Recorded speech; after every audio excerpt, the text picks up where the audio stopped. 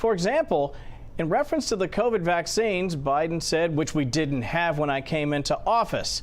Well, fact check, that is, of course, completely false. In fact, he received 2 vaccine shots himself while President Trump was still in the White House.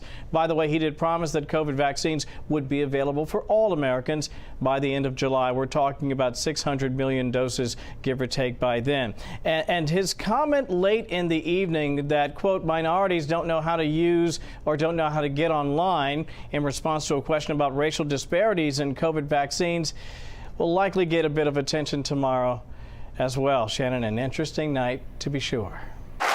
Good to be back, man. It's nice to see you, sir. And you know you enjoy being home with the baby more. I don't want to hear that stuff. I do, yes. Yeah, he's 9.5 months, so I'm very happy. It. No. Everybody knows I like kids better than people. I saw a picture of you with your grandson recently. That's right. Yeah. That's right. Now you're living there and you're president. It's been 4 weeks. What's it like? How's it different?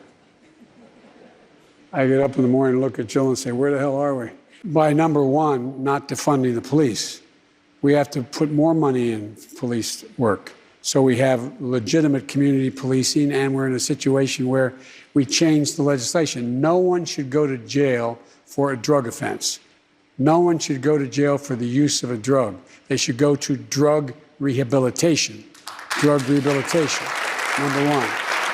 We should be in a position where we change the system of sentencing system to one that relates to a notion of, they should tell you that, is related to making sure that what you do is you focus on making sure that there's rehabilitation. About Chinese history, it has always been the time when China has been victimized by the outer world is when they haven't been unified at home. So the central, vastly overstated, the central principle of Xi Jinping is that there must be a united, tightly controlled China. And he uses his rationale for the things he does based on that. I point out to him, no American president can be sustained as a president if he doesn't reflect the values of the United States. And so the idea, I'm not going to speak out against what he's doing in Hong Kong, what he's doing with the Uyghurs in Western mountains of China, and Taiwan trying to end the one China policy by making it forceful. I said, and by the way, he said he gets it. Culturally, there are different norms at each country, and their leaders are expected to follow.